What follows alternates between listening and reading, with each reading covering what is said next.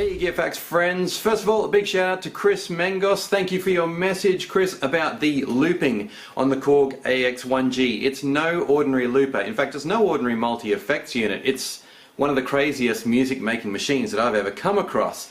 Anyway, we are going to go deeper into the looping effects, and I've also discovered some more of the general sound effects, which I'll play direct recorded at the end of the video. But for now, let's have a close look at that looper. Okay, this is about the best angle I could get to give you good detail of what we're exactly talking about here.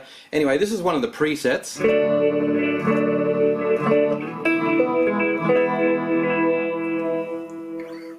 I'm just recording this through a line 6 amp because I need to talk to you a lot in this video, so we'll do some direct recording at the end. What we've got to do right now is edit this patch, and we're going to go through to the pedal function at the end, which relates specifically to the expression pedal. Moving across type, you get your various modulations and things like that, but when you get right to the end, you'll find we get to delay, which is nothing amazing in its own right.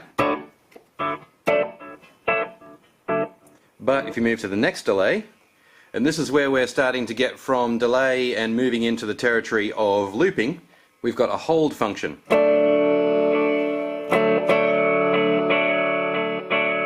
Okay, so it's just a delay, but when we press hard, that delay will carry on forever. And I can add more on top of it.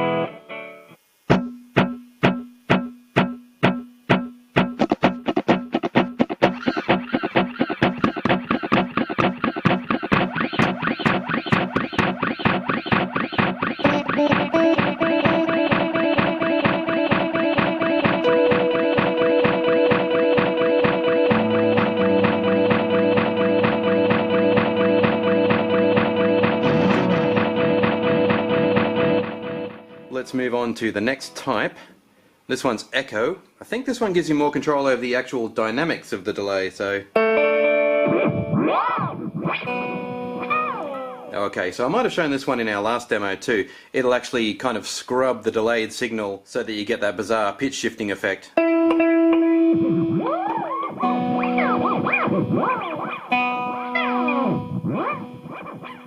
And don't forget, you can run your voice into this, or a beat, or anything you like, so it's a very fun effect to experiment with. Then we go through a couple of types of reverb. Room, room 2, and then into the big halls. Not very high quality reverbs, but move on even further and we get to an effect called sample 1. With this one, we can put the pedal in a ready mode so it flashes, and we can do our 2-second sample.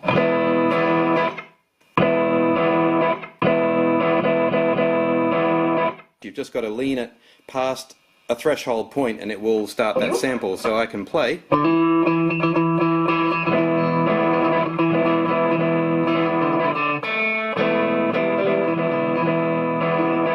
Of course it helps if you're a decent musician. Anyway, there's another form of this, sample 2. Let's get it ready to record. Try something a little different.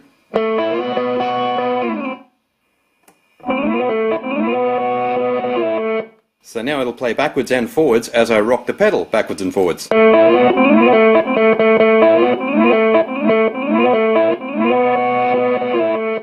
And of course my signal will still get through.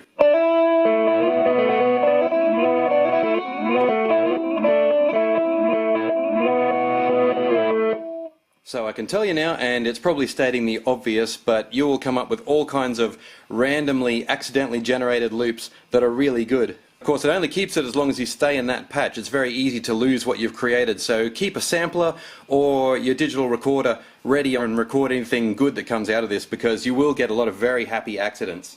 Let's just try another one. We are primed to record.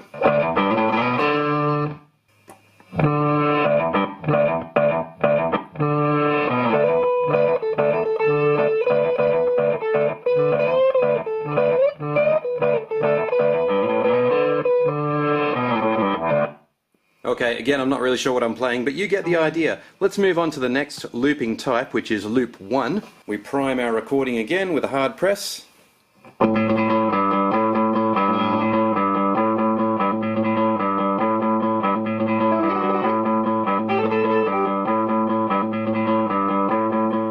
Okay, so what that is doing is taking one layer of looping and you can't record again over it. So you could just play a quick bass line and then solo over the top of that, and you won't get layering upon layering as you often do with loopers. The next one is Scratch 1.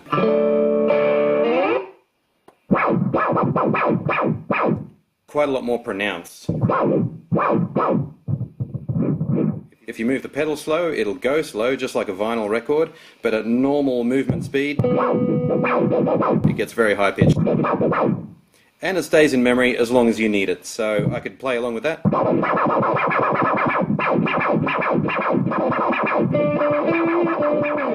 And again, that's one that you want to experiment with using voice or an MP3 player input, and I think using rhythmic beats, drum beats, etc. would work really well. What does Scratch 2 do? It will just scratch along with whatever you're playing.